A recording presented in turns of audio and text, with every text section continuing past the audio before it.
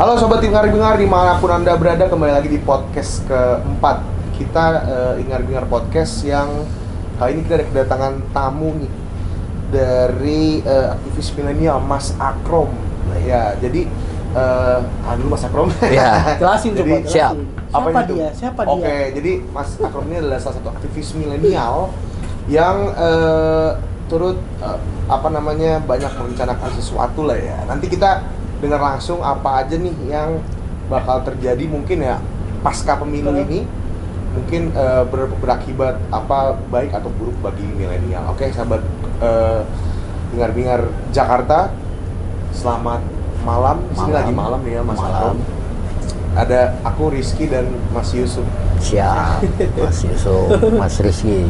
Terima kasih Mas Akrom. Ya, jadi Mas Akrom, bicara soal pemilu ya, kita sudah mengalami pasca dan bahkan sudah masuk ke 65% ya hitungan dari 65, hampir 65. mendekati 70 lah. Mendekati 70% ya dari penghitungan suara yang saat ini sudah direkapitulasi oleh KPU.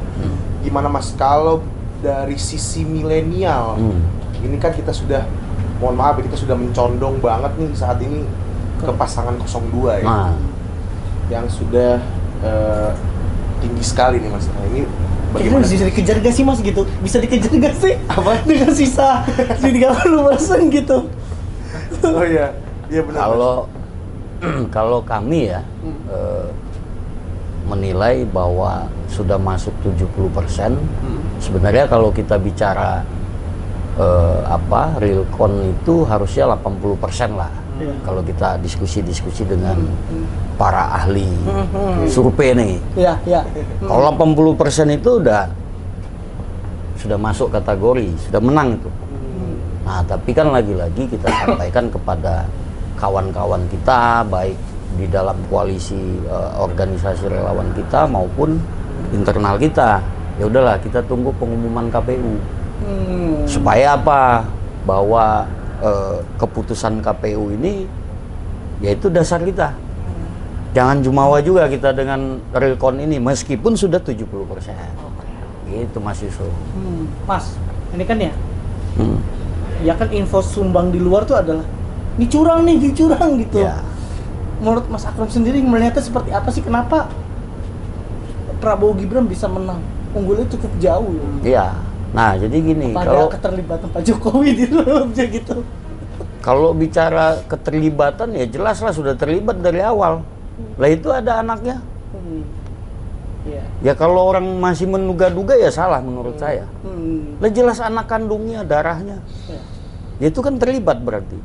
Kalau secara tindakan ya memang kita tidak melihat tindakannya seperti apa. Nah, kalau orang mau bicara kecurangan kan ada MK, Mas. Silahkan aja. Kan MK ini dibuat untuk sengketa pemilu. Nah, kenapa enggak? Silakan aja kumpulkan dari paslon 01, 03, kumpulkan aja, ada MK kok. Kenapa nggak percaya lagi dengan MK? Ya bubarin aja tuh MK. Ya kan mereka itu pakar-pakar ahli tata negara ada, di 01 ada, di 02 ada, 03 ada. Ya bubarin aja kalau mereka nggak percaya. Kalau ada proses hak angket, ya silakan bongkar, lakukan penyelidikan. Karena mereka memiliki hak konstitusi DPR. Ya udah, buka-bukaan. Tapi kalau tidak ditemukan atau bahkan ditemukan, baik di 01, 02, 03 buka. Buka-bukaan. Saya dalam tanda petik hari ini tidak percaya dengan partai politik.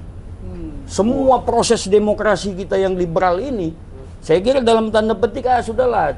Kalau curang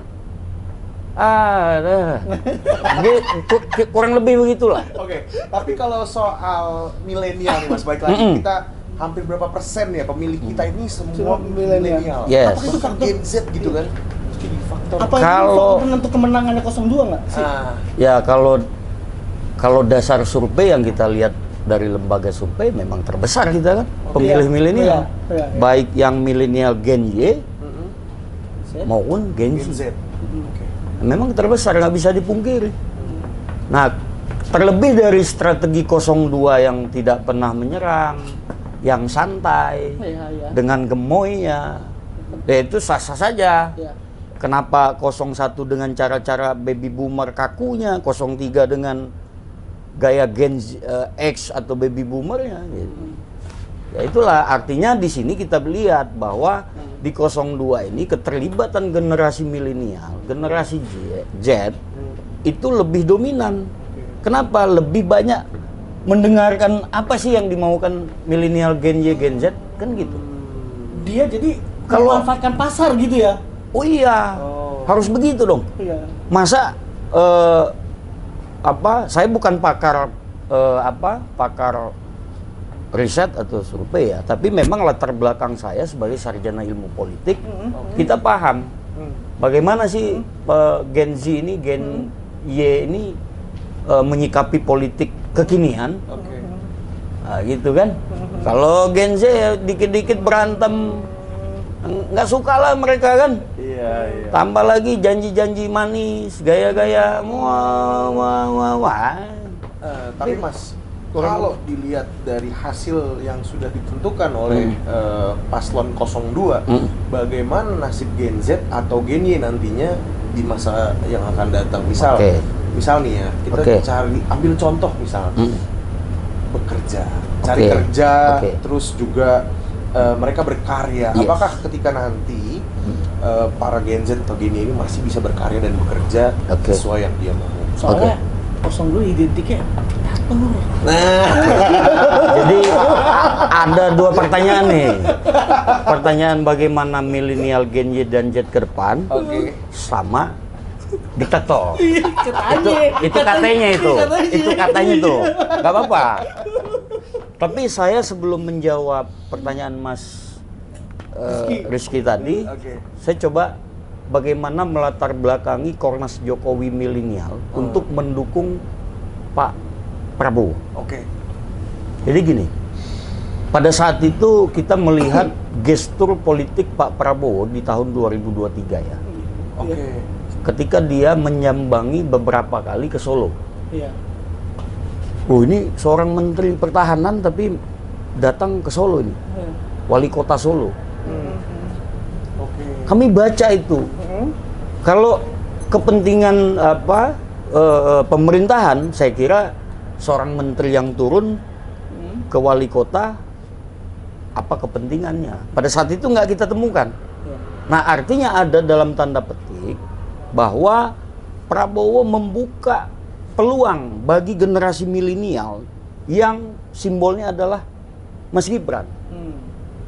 Artinya begini, selama ini partai politik bagi kami tidak berhasil melahirkan kader-kader muda, kader-kader politik yang paham kondisi kekinian. Yang ada kader-kader usang, kader-kader Gen X yang sudah banyak dosa politik. Disinilah saya sebut bahwa Pak Prabowo ini membuka jembatan emas bagi generasi milenial. Potong satu generasi. Oke, iya. Udahlah, yang generasi tua yang banyak dosa, udahlah jangan lagi merusak ini negeri nanti.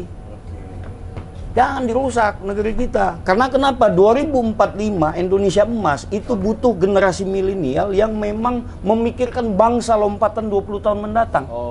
Hari ini pondasi itu ditanamkan oleh Pak Jokowi. Apa salah satunya? Memberantas stunting. Iya. Ibu-ibu kurang gizi perutnya, kasih vitamin. Iya. Supaya apa? Supaya cerdas. Pas lahir tidak kekurangan gizi. Badannya bisa tinggi, bisa bersaing. Jangan sampai IQ kita dianggap lagi oleh negara-negara luar terbelakang. Nah ini pentingnya. Siapa sih yang mikirin ini? Saya kira itu hari ini adalah Jokowi. Jangan bicara hulu. Bicara dari dalam perut. Kasih gizi. Berantas itu stunting. Itu yang pertama. Yang kedua, ada program yang menarik dari Pak Prabowo ini. Misalnya, salah satunya adalah memberikan makan gratis. Oke.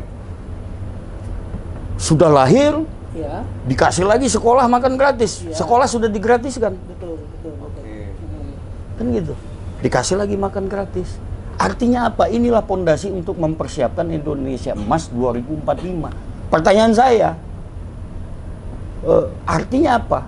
Disinilah generasi milenial sedang dipersiapkan SDM untuk bersaing di kemudian hari. Maka saya kembalikan lagi tadi, partai politik harusnya melahirkan kader-kader muda yang berprestasi. Jangan lagi yang hanya bisa ngadu domba, Mas Yusuf, Mas Rifki. Tadi soal diktator gimana? Nah itu saya bilang, kalau persoalan diktator itu adalah label sebuah statement kebencian. Jadi terus-terusan loh setiap Pak Prabowo maju. Maka saya bilang, saya berapa kali sampaikan, di sini tidak mengedukasi para elit politik kita. Harusnya menyerang lawan politik dengan gagasan dan ide dong. Jangan pribadinya. Kalau dia diktator, saya kira kalau kita bedah secara pribadinya, psikologi, bayangkan Mas, 4 tahun atau 5 tahun, saya kira sudah banyak perilaku Pak Prabowo itu berubah. Yang dari mungkin kata orang dulu banyak emosinya, sekarang sudah santai. Kita lihat kemarin, marah diserang pun nggak marah. Mas, Ya, nah ini siap. soal tadi kan kita sudah membahas, tadi kata Mas, dari mulai stunting hingga ke makan gratis dan juga sekolah gratis. Ya. Nah pertanyaannya adalah ketika Persoalan. kerja nanti, Ya. ketika berkarya nanti, Oke. apa yang bakal dilakukan oleh Presiden dalam mempersiapkan hal ini kepada Gen Z Oke. maupun generasi Oke. selanjutnya? Mas? Oke. Nah, jadi gini, kenapa sih harus dipersiapkan dari pondasinya, gizi dan lain segala macam? Kalau prakerja itu kan skill ya. Iya. Sebenarnya ini pondasi yang untuk mempersiapkan dulu nih. Persoalan lapangan kerja, saya kira itu juga sudah dipersiapkan oleh Pak Jokowi hari ini. Maka kita butuh yang keberlanjutan. Misalnya apa yang dilaksanakan oleh Pak Jokowi? Infrastruktur. Dalam kerangka membangun ekonomi. Investor lebih banyak masuk, IKN dibangun dengan harapan untuk mempersiapkan generasi yang siap bersaing, generasi milenial baik Y dan Z. Ini kan semua pondasi sedang dipersiapkan menuju Indonesia Emas. Karena bonus demografi itu bisa menjadi baik, Bisa jadi bumerang loh. bumerang seperti di Afrika. Iya. Bisa Pengangguran. menjadi ledakan pengangguran terbesar, tapi kan hari ini kita lihat fakta-fakta hari ini Pak Jokowi mempersiapkan itu. Pertanyaannya siapa sih yang mempersiapkan melanjutkan itu? Maka kami Kornas Jokowi milenial khususnya nggak ada pilihan bahwa jembatan emas yang saat ini mengakomodir adalah Pak Prabowo. Siapa simbolnya? Mas Gibran.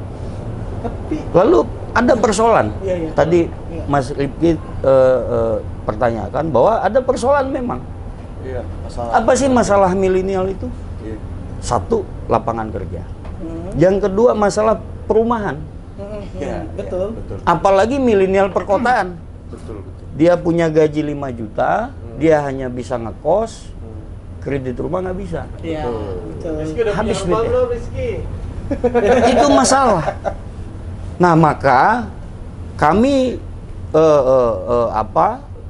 ada janji-janji kampanye politiknya 02 itu misalnya membangun rumah 3 juta. 3 juta rumah. Oh, 3 juta rupiah. Oh, Gua Ya. pikir nilai 3 juta. Sorry. Iya, 3 juta rumah. Iya. Salah diksi. Iya. 1 juta di perkotaan. Oke. 1 juta di pedesaan. Milenial kan bukan hanya di perkotaan, tapi juga ada masalah di pedesaan. Oke. Lalu di pesisir. Artinya apa? Di sini kan ada persoalan perumahan yang memang hari ini kalau bahasanya orang-orang teknis itu apa? Kalau nggak salah saya datanya itu hampir 12 juta, 7 kekurangan rumah. Oke. Nah, artinya ini harus dipecahkan. Di sini kami siap mengawal pada saat Pak Prabowo dan Mas Gibran dilantik sebagai presiden definitif. Kami akan kawal. Paling tidak ini mereka harus realisasikan. Karena ini persoalan milenial. Persoalan milenial perkotaan, pedesaan dan sampai pesisir, termasuk lapangan kerja, gitu. Mas, tapi kan oke ya, secara oke 02 menjanjikan makan gratis. Tapi secara kontradiktif, inflasi terus naik nih, harga melambung Betul. tinggi. Betul. Sementara gaji kami naiknya suprit gitu, gimana dong Kak? Oh, iya. Itu Radi jadi Enggak apa-apa. Saya setuju ini. Itu gimana nih Mas? Lu setuju yang mana? Ya. Duanya. Karena Nggak apa-apa, ini sekalian input juga bagi kami untuk memperjuangkan kawan-kawan yang memang dalam tanda petik hari ini memang belum masuk dalam kata sejahtera. iya. Sejahtera itu apa sih kalau kita mau breakdown? Nah, makanya saya mau tanya nih, Mas Yusuf sama Mas Rifki, sudah punya rumah belum? Gua udah punya. Punya. Oh iya. Udah aman. Udah aman.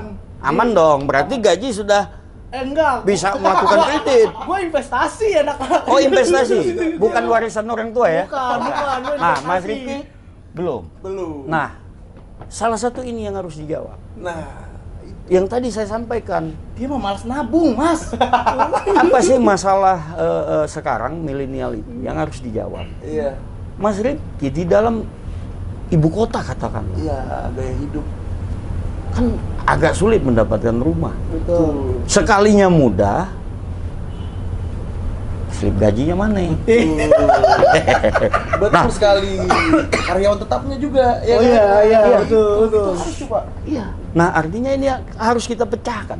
Persyaratannya terlalu ribet. Betul. Benar. Ribet. Iya. Makanya kan kalau kita bicara perumahan itu, ada pemerintah, ada lembaga keuangan yang kredit, Betul. kemudian ada pengembang, ada konsumen, ada 4. Pemerintah hari ini, ketika dia bikin rumah murah, ada persoalan dengan pengembang dan lembaga keuangan. Nah, saya kira sebenarnya sederhana permasalahan ini. Persyaratan dipermudah, subsidi jangan dibebanin. Misalnya gini, kami kemarin dalam diskusi kami ya di internal, bila perlu milenial ketika dia lulus kerja langsung dapat kunci rumah. Terserah rumahnya di mana. Nih loh, negara hadir, katakanlah di Jabodetabek tapi bukan di Jakarta yang memang lahannya sudah minim. Oke. Gak apa-apa, misalnya di Tangerang, nih kunci rumah lo nih, tipe 36 atau 45 ya nggak apa-apa juga. Tapi kan solusi, kalau milenialnya nggak mau, nggak salah lagi negara. Iya. Lo kerja yang gaji lo minim tapi sudah negara subsidi. Ya udah, itu solusi tuh. Tapi menimbulkan kredit macet ya nanti dia ke depannya. Itu pemerintah lah. Masalahan pinjol makin banyak Ya. itu bisa jadi. Tapi Mas, ini Ya. nariknya ya. Ada salah satu pernah aku lihat ya dari satu media bahwa Pak Prabowo ini sempat mengancam insan media. Oh, Ya, Ya. ya kan. Terus juga gimana sih menurut Mas? Apakah kebebasan pers tetap bakal terjaga sampai ke depannya gitu Mas? kalau nggak salah itu videonya potongan deh itu. Bisa jadi sih. Cuman ya banyak yang Nggak habis itu. Abang nih kebanyakan hoax nih. Iya. Kalau nggak salah nggak sampai habis tuh. Itu banyak banget yang Iya. sih. Ada Ayo beberapa datang kekhawatiran. cuplikan lah. gitu loh. Iya. Kita menjawab pertanyaan kekhawatiran ke abang nih, mumpung ada di sini ya. Tapi benar kan kita pasti khawatir lah. Ya. Bagaimana sih ke depannya masa depan pers tuh di tangannya? Saya kira kalau masa depan pers itu justru aman. Kenapa? Satu, kan sudah ada jelas Undang-Undang tahun 99 yang melindungi kebebasan pers. Yang kedua, saya kira hari ini faktanya Pak Prabowo itu menjadi media darling justru. Iya. Betul sih. Tim-timnya jadi media darling. Artinya apa? Kawan-kawan baik di tim kampanye nasional maupun kedua pasangan welcome dengan kawan-kawan pers, kawan-kawan media kan. Terlebih lagi tadi undang-undangnya. Hanya memang kalau saya secara pribadi memang yang harus dilihat itu ada undang-undang ITE itu. Yang akhirnya membuat kawan-kawan media sedikit hilang kekritisannya. Betul. Nah, justru itu saya bilang, ini yang harus kawan-kawan pers perjuangkan juga. Ya, Bang oligarki. Bang, Mau kita kritik, ketika menyebar jebret kena pasal kita. Iya betul. Wah, ini Ya bisa ini dibilang harus- pasal karet lah ya itu. Iya. Tapi hari ini saya kira khususnya di 02 nggak ada, belum ada menggunakan Ini ya, undang-undang yang sedemikian rupa sedemikian rupa untuk menyerang mengkriminalisasi. media. Saya kira belum ada.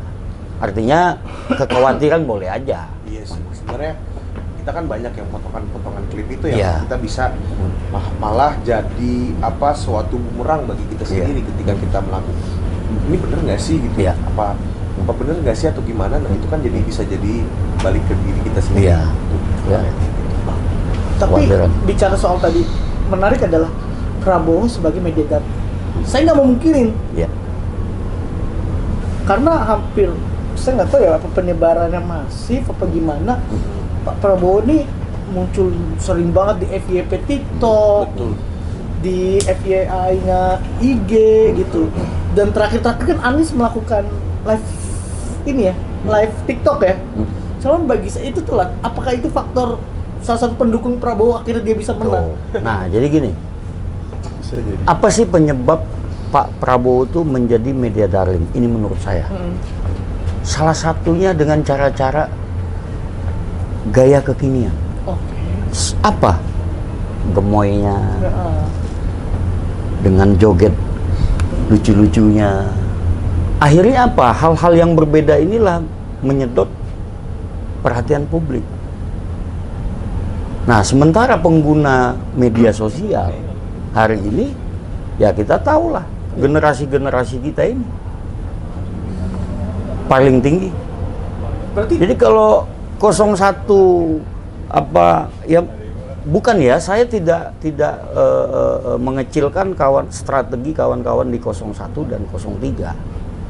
Kalau kita bicara pasar, artinya pasangan 02 dia paham pasar hari ini. Sementara pasar 01 03 kalau kita mau evaluasi, ya salah sendiri kalian kaku-kaku dengan gaya politik konvensional yang tidak menggunakan cara-cara anak-anak hari ini, media sosial yang tidak kaku ya. Bahkan EA hari ini coba lihat spanduk di mana-mana, billboard di mana-mana, media sosial di mana-mana, semua nggak ada yang kaku kok Pak Prabowo. Lucu aja. triggernya itu ya. Yes. Kalau gue bicara ya, trigger itu saat dia di mana di UGM yang sama Nana itu ya, yang ada Anies. Ini untuk Prabowo waktu itu ditanyain soal kader salah satu memasukin kader korupsinya di Gerindra. Terus dia bilang tunggu dulu, iya nggak? Iya. Dari situ kan mulai muncul ya. Akhirnya dia juga sempat ada gemoy. Kalau saya ngeliatnya dari situ. Punchline-nya. Iya, trigger dari situ, dari situ Trigger ya? pak, Langsung. kayak seolah-olah kayak nggak kekejar gitu. Iya benar. Ya kira-kira Berarti gitu. kan bukan Prabowo yang sebenarnya yang bermain dong. Milenial itu karena dia yang nge-repost. Ya artinya itulah ada peran-peran yang saya sampaikan tadi kan, kayak peran-peran anak muda, milenial, Gen Y, Gen Z. Oke. Banyak peran-peran kawan-kawan itu yang paham memang di generasinya. Generasi yang paham generasi tahun 50, 60 ya mereka lah, 70. Kita kan nggak paham. Kita yang paham generasi 90, 2000 sampai dengan sekarang kan. Kita paham. Nah, Sorry saya potong. ya Apa penyebab dari 1-3 kalah? Kita nggak bicara soal ininya ya, tapi menurut analisis Mas aja nih, kayak gimana nih 1-3 bisa kalah? dahsyat nih Mas Yusuf. biar kita mau belajar gitu. Iya. Penyebabnya Mas Rizky satu. mau jadi presiden. Tapi Calon kepala desa dulu. Nah, tapi jangan dijawab kalau Bumi Datar sama Bumi Bulat yang Ya. cukup itu aja. Jadi Gimana, Mas? penyebabnya apa?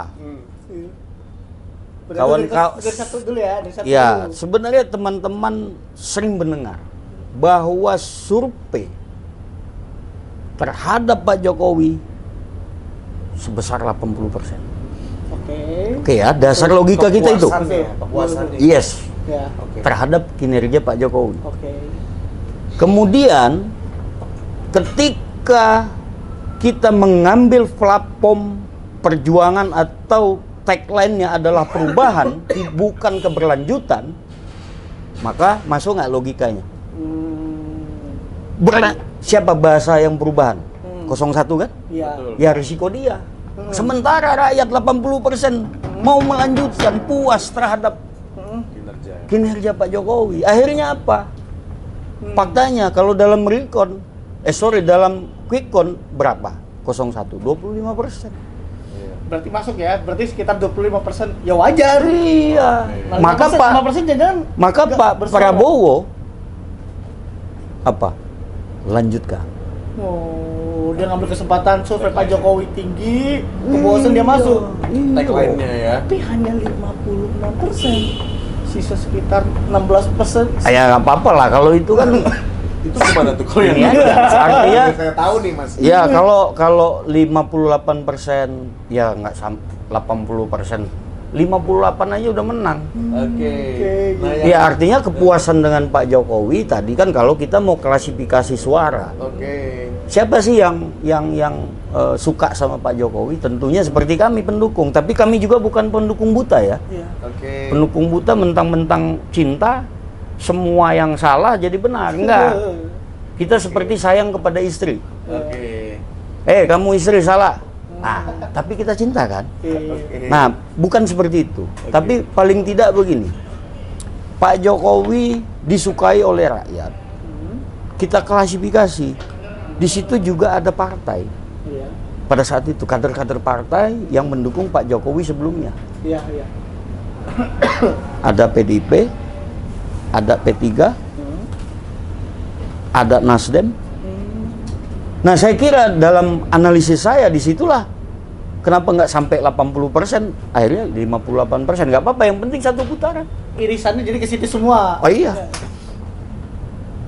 Kalau Gitu. pertanyaannya kan Pak Jokowi dari Terus, PDI ya. yes. Ya dilanjutkan oleh Ganjar. Nah, itu Kenapa gimana? dia nggak menang? Kenapa gitu? harus 16% gitu? Padahal dia berlanjutan juga loh. Saya kembalikan, musuhin Pak Jokowi. Oke, maju mundur. Sementara Pak Jokowi di dalam survei 80% loh. Rakyat siapa yang musuhin Jokowi? Bumerang. Faktanya apa? Coba. Piala Dunia U20. Oh, selesai dia. Oke, milenial juga kena ya. Contoh di Bali, saya melakukan riset. Risetnya dalam arti kami satu ya. Saya bicara 3 lapisan masyarakat di Bali pada bulan Oktober. Saya ketemu rakyat lapisan paling bawah.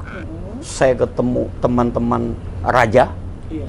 di Bali. Saya ketemu para tokoh. Persoalannya sama. Bayangin di Bali, Mas, ada 2 persoalan. Satu adalah persoalan kesenjangan ekonomi antara Bali Selatan yang ada di Denpasar, Bali Utara di atas yang Buleleng, Iya, Kabupaten iya. Buleleng, Sisang Maharaja. persoalan Maharaja. bandara internasional Ya, ditolak. yang ditolak oleh Iya, iya. Jadi, Ibu Megawati. Siap, Iya. siap, siap. Ibu Mega menolak. Oh, Yes. jadi ya itu ya. Nah, sementara saya coba lihat, saya pelajari DPT di Buleleng itu ada kurang lebih hampir 1 juta. DPT tertinggi di Bali.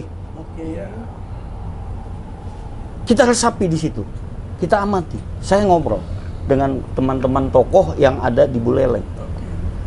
Maaf, itu kelahiran tempat Bu Mega. Hari ini kalah. Kenapa?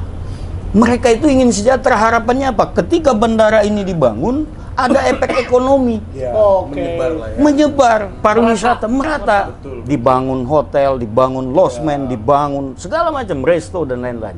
Artinya pengangguran berkurang dan lain. Artinya mereka berharap itu. Yang kedua, persoalan di Bali apa? Ketika Gubernur Bali dan Gubernur Jawa Tengah mengeluarkan statement menolak Piala Dunia. Sementara di Bali, Iya, iya. pelaku usaha baik kecil, menengah sampai atas Udah nyiapin. kecewa. Udah nyiapin ya. Saya tahu tuh Yes. belum Iya, nyiapin iya. ya. Berapa miliar mereka rugi? Buat udah siap-siap. Ingat loh, pengusaha level atas, level menengah itu memiliki karyawan yang bisa dia perintahkan. Betul.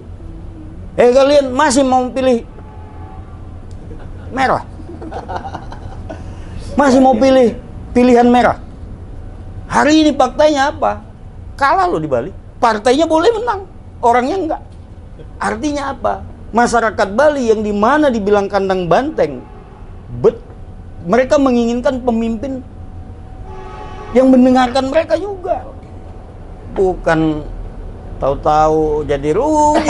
Wah, gawat tuh. Terakhir nih Mas, terakhir banget nih.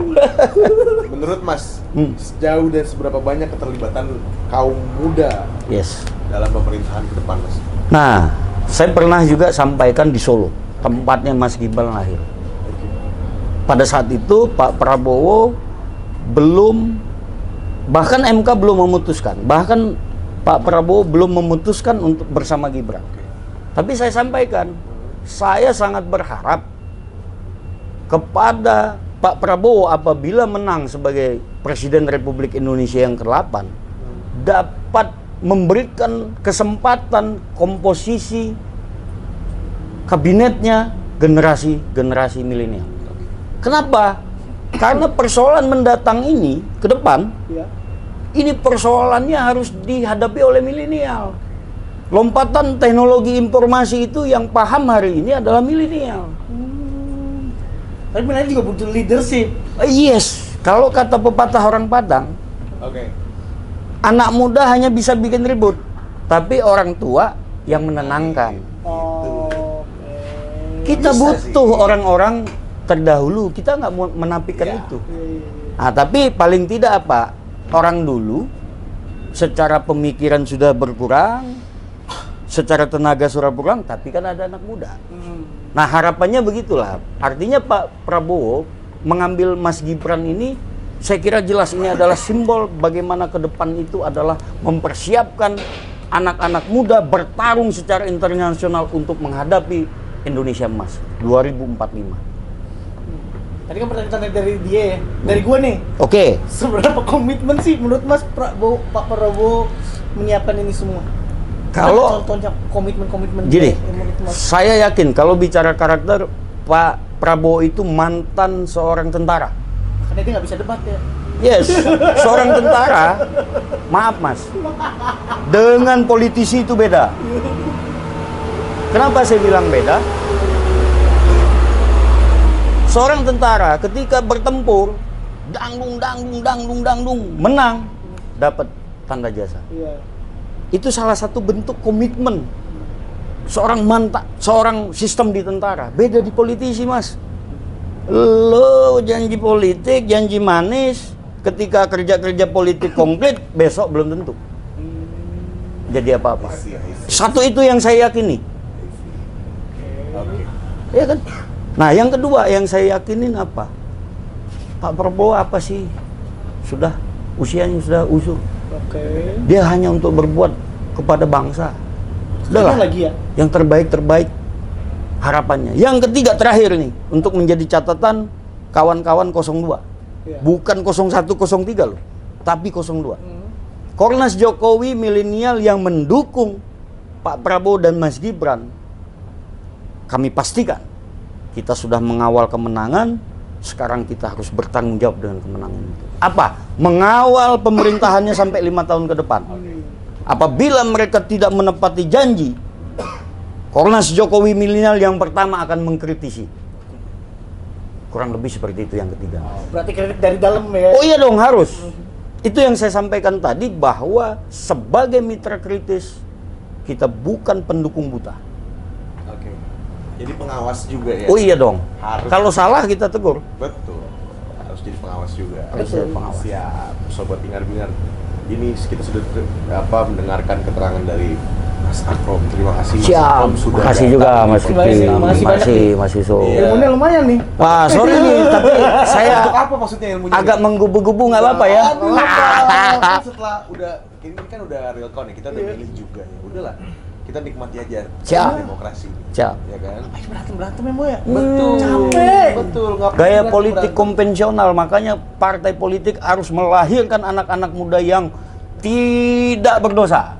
Bahkan yang jangan lagi berantem, politik itu penuh senyum. Betul. Kan riang ceria, riang gembira. kita kan sering dengar statement Kan ada. Jadi agak alergi anak muda ke politik. Iya, makanya gini loh. Makanya saya bilang gagal itu partai politik. Iya. melahirkan kader-kader terbaru Itu dia. yang berdasarkan perkembangan zaman. Persaingan boleh dalam pemilu, tapi Yes. kalau setelah pemilu ya kita sama-sama bangun Indonesia lagi, gitu Iya. kan, Mas. Intinya Betul. siapapun yang menang itu buat rakyat. Wih, Untuk keren, rakyat, Mas Rifki. ya.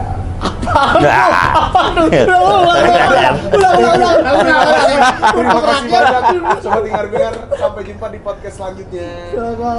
Udah.